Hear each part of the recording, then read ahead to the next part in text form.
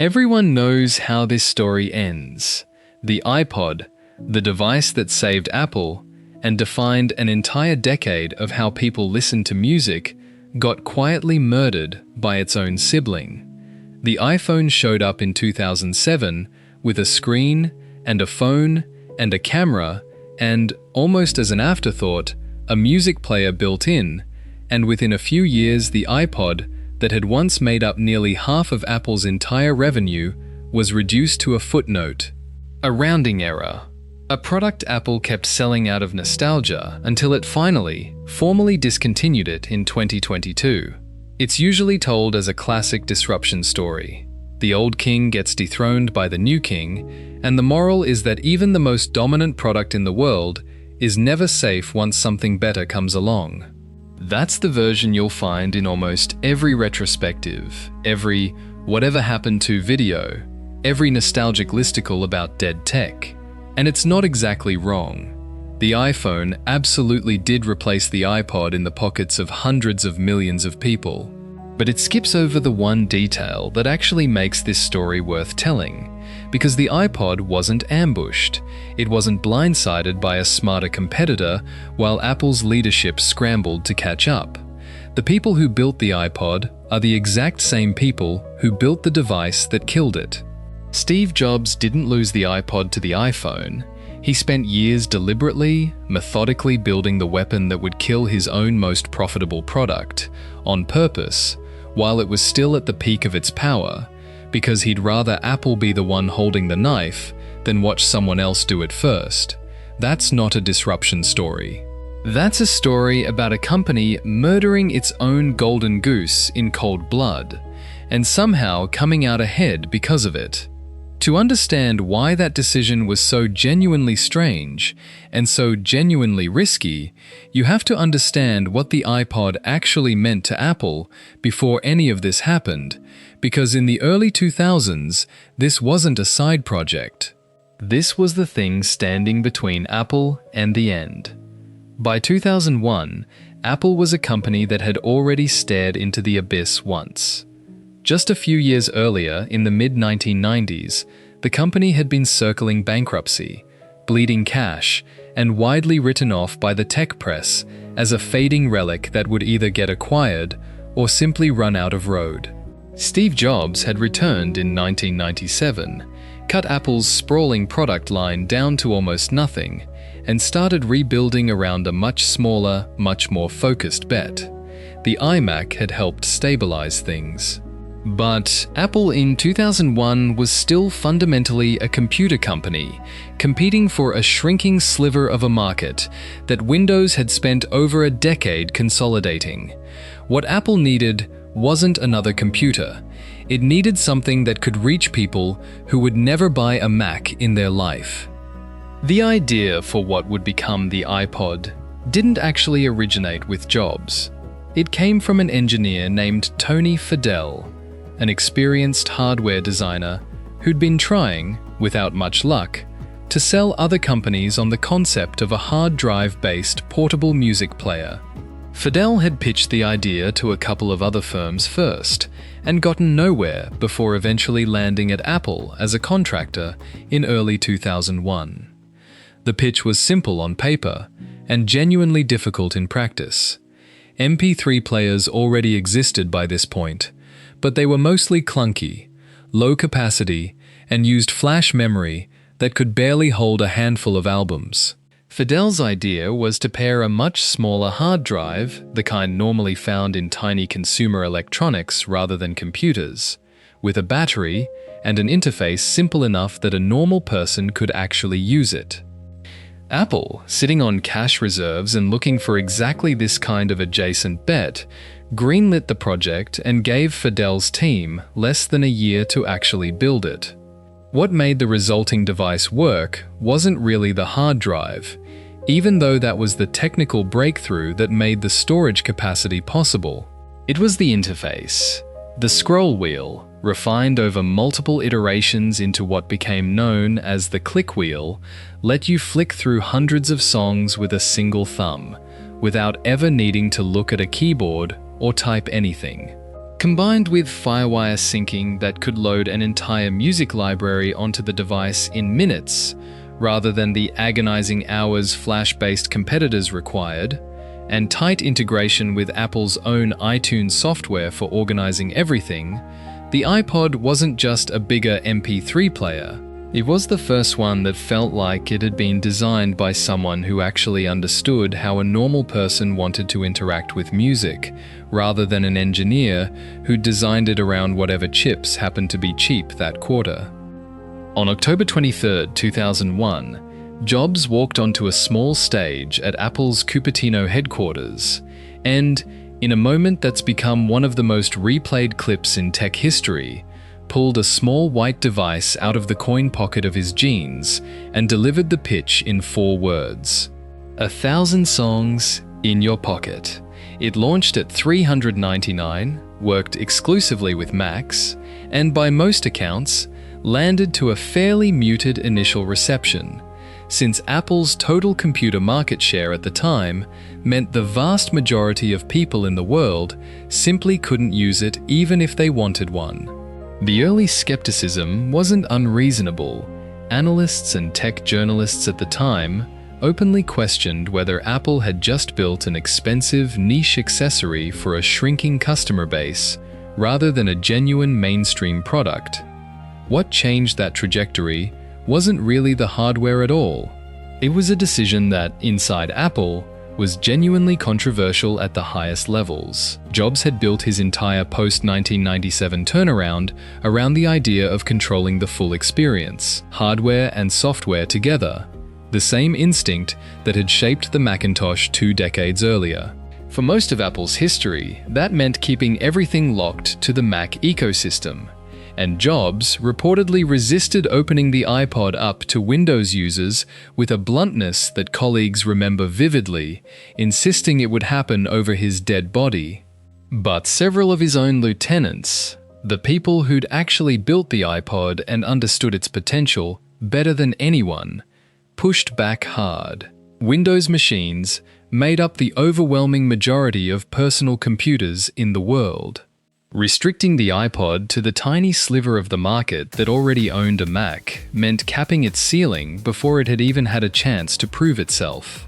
Eventually, Jobs relented, on the condition that iTunes for Windows would be built to the exact same standard as the Mac version, rather than a stripped-down afterthought. When it launched, the results were immediate. Downloads outpaced even Napster's own launch numbers in its first week, and iPod sales jumped by half in the following quarter alone, suddenly reaching a market roughly 20 times larger than the one it had originally been built for. That single decision is worth sitting with, because it's the first sign of a pattern that would repeat itself on a much larger scale a few years later. Apple, and specifically Jobs, had an instinct to protect the walled garden. But when the numbers made the case clearly enough, that instinct could be overridden, even reluctantly, even by the same man who'd built his entire philosophy around control. The iPod's survival, in other words, had already required Apple to make a decision that put growth ahead of protecting its own existing turf. It would not be the last time that trade-off came up, and next time, the stakes would be an order of magnitude higher. Over the following years, the iPod didn't just succeed, it became something closer to a cultural institution.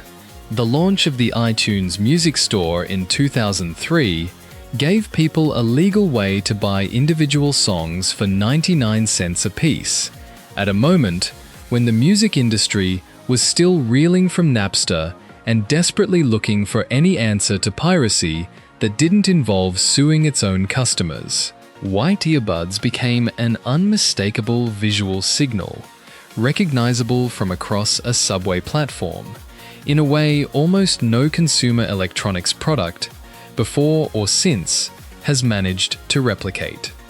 Apple leaned into that visibility deliberately, running an entire advertising campaign built around nothing but silhouettes, black outlines of people dancing against solid, saturated color backgrounds, the white cords and white earbuds the only detail rendered in full contrast.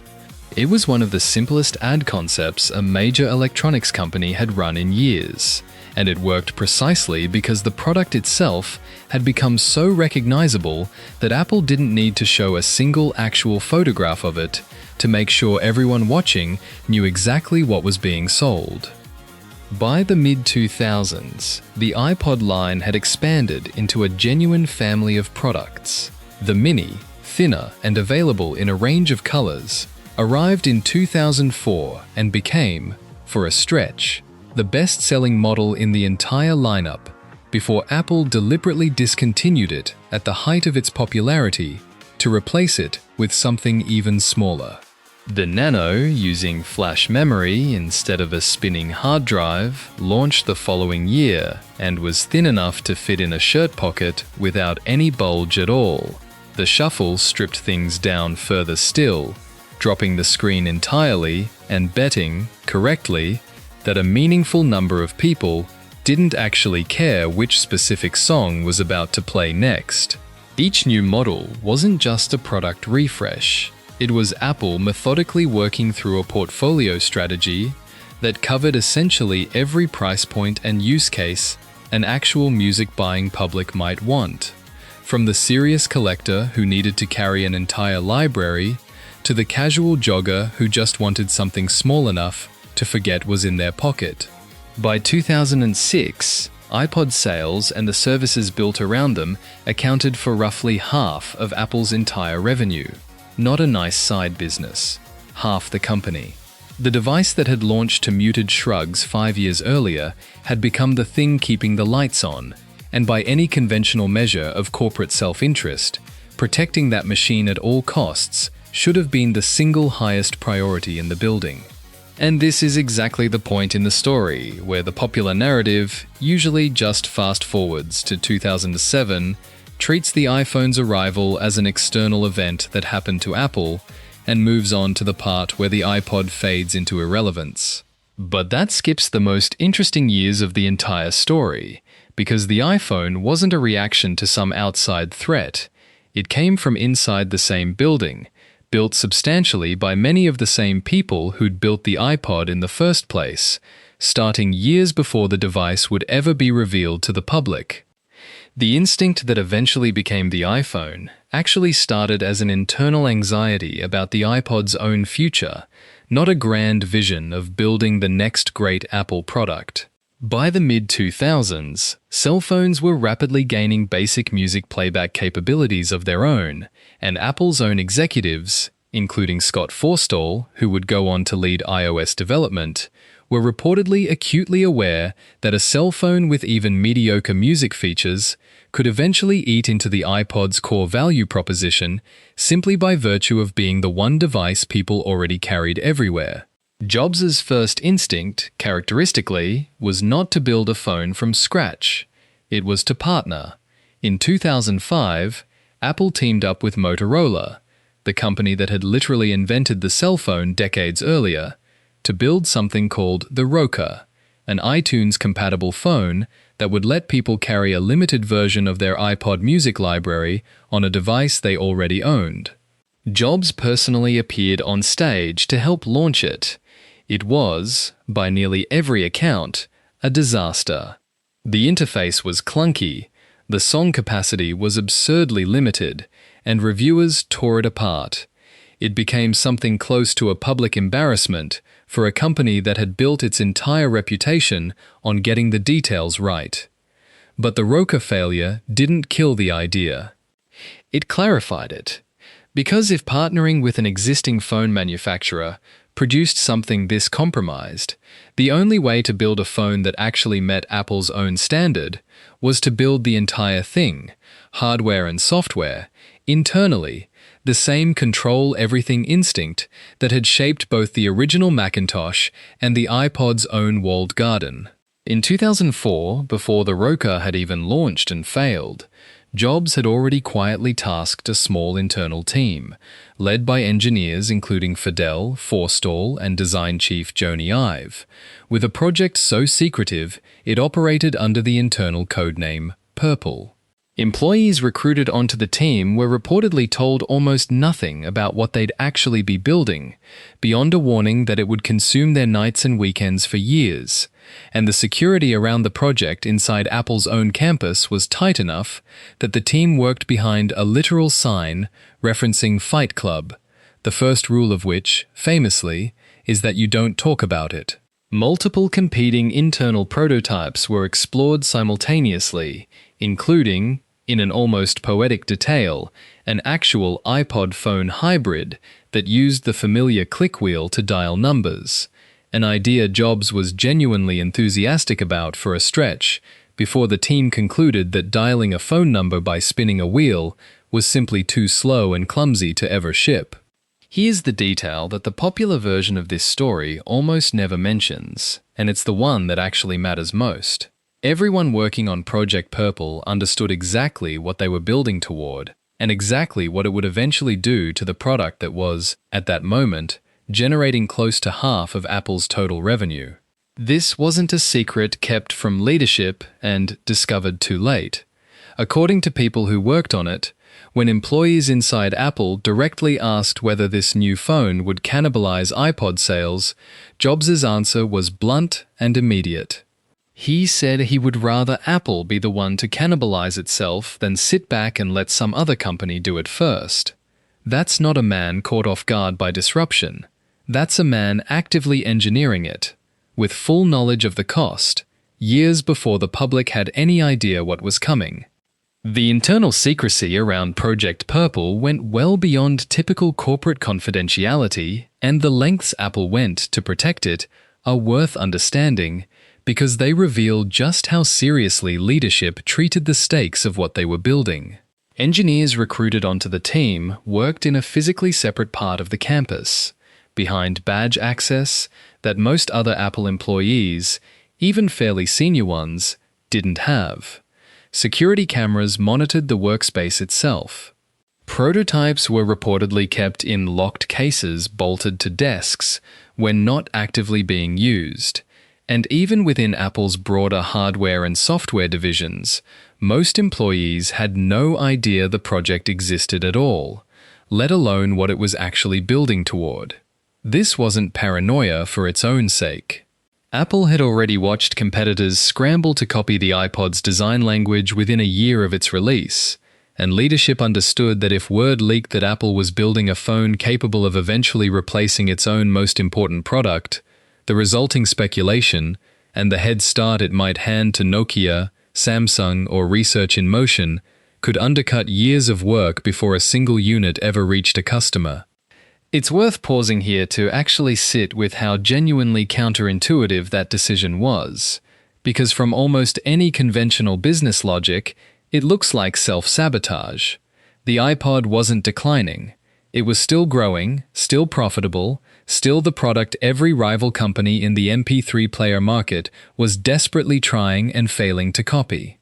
Standard corporate incentives, the kind that govern how most public companies actually behave, almost always push leadership toward protecting a cash cow for as long as it can possibly be protected, milking a winning product rather than actively building its replacement while it's still at the top of its game. Companies that eventually get destroyed by disruption very often aren't destroyed because nobody inside saw it coming. They're destroyed because the people who saw it coming couldn't convince the rest of the organization to cannibalize a product that was still making everyone rich. This is in fact one of the most well-documented failure patterns in the entire history of corporate strategy, and it shows up again and again across industries that have nothing to do with each other. Kodak's own engineers built a working digital camera prototype in the 1970s, and the company sat on it for decades rather than threaten its film business. Blockbuster had opportunities to move into the streaming and mail-order space years before Netflix cornered it, and chose not to, because doing so would have cannibalized its own late-fee revenue. The pattern is so consistent across so many different industries that business researchers eventually gave it a name: the innovator's dilemma. The idea that the very discipline and focus that makes a company excellent at defending its current product is often the exact same discipline that makes it structurally incapable of building the thing that will eventually replace it. Apple had genuine, obvious financial reasons to slow walk the iPhone, to treat it as some distant future project rather than an urgent priority, and by most normal corporate logic, nobody would have blamed them for doing exactly that. Instead, Jobs pushed the opposite direction, and he did it with a level of conviction that Apple's own internal case studies and later business school retrospectives have pointed to, specifically because it ran against every instinct that usually protects a dominant product. The reasoning, as Jobs reportedly laid it out to skeptical employees and later described publicly, was straightforward once you actually followed it through to its conclusion. Cell phones were already improving fast. It was only a matter of time before some other company, whether it was Nokia or Samsung or a company that didn't even exist yet, shipped a phone good enough at playing music that it made a dedicated music player unnecessary for most people. If that happened, Apple wouldn't just lose a growing new market. It would lose its most important existing product to a competitor on a rival's timeline, with zero control over the terms. But if Apple built that phone itself, even knowing it would gut iPod sales in the process, it would be trading a product it already dominated for a chance to dominate an entirely new, much larger category before anyone else had the chance to try. Better to be the one holding the knife, in other words, than to be standing there empty-handed when someone else eventually was. The iPhone launched in January 2007, and Jobs' own framing of it during the keynote is worth noting in hindsight, because he described it publicly as the third leg of a chair Apple was building, alongside the Mac and the iPod, rather than as a replacement for either. That framing wasn't just marketing spin. Internally, there were genuine efforts in the early years to position the iPhone and the iPod as complementary rather than directly competing, and for a brief window, iPod sales actually kept climbing even after the iPhone's release, peaking in 2008 at over 50 million units sold in a single year, the single best year the standalone iPod line would ever have. But the trajectory after that was unmistakable, and, given everything Apple's own leadership already understood about what they'd built, entirely predictable. As iPhone sales scaled and each new generation absorbed more of the storage capacity and interface improvements that had once been exclusive to dedicated iPods, the standalone music player's reason to exist eroded year over year. By 2014, iPod sales had collapsed to roughly a quarter of their 2008 peak, and the product line that had once represented close to half of Apple's total revenue had shrunk to a rounding error, generating a little over 1% of what the company brought in. Individual iPod models were quietly discontinued, one after another, over the following years, until Apple, finally, formally, ended the entire product line in 2022, more than 2 decades after Fidel had first pulled a working prototype together in less than a year. Judged purely on its own terms, as a standalone hardware product competing to survive in a market Apple itself was actively reshaping, the iPod obviously lost. Nobody's disputing that part. But that framing, the same framing nearly every retrospective defaults to, treats the iPod and the iPhone as 2 separate stories, a hero and the rival that eventually beat it, when the more accurate way to understand what happened is that they were never really separate at all. The iPhone wasn't a competing product that emerged from outside and happened to be better. It was the iPod's own engineering team, its own design philosophy, its own hard-won lessons about interface simplicity and tight software integration, deliberately redirected by the same leadership toward building something bigger, with full awareness of exactly what that would cost the product they were replacing. The ARM processor architecture that powered the earliest iPhones had already been proven out inside iPod's first. The obsessive attention to a simple, physical, tactile interface that made the iPhone's touchscreen feel intuitive on day one traces directly back to years of refining the click wheel. Even Fidel himself, the engineer most responsible for the iPod's original success, ended up leading major pieces of the iPhone's early hardware development, taking the lessons of the product he'd built and pointing them directly at its eventual replacement. That's the actual story underneath the myth, and it's a genuinely stranger one than the iPhone came along and the iPod couldn't keep up. Apple didn't lose the iPod to disruption. Apple built the disruption itself, on purpose, years in advance, fully aware it was aiming a weapon at its own best-selling product, because the alternative, letting someone else eventually build that weapon instead, was judged to be far more dangerous than the guaranteed short-term pain of gutting a product that was still at its commercial peak. It's a decision that only makes sense if you're willing to treat your own most successful product as fundamentally temporary, a position you're currently holding rather than a birthright you're entitled to defend forever.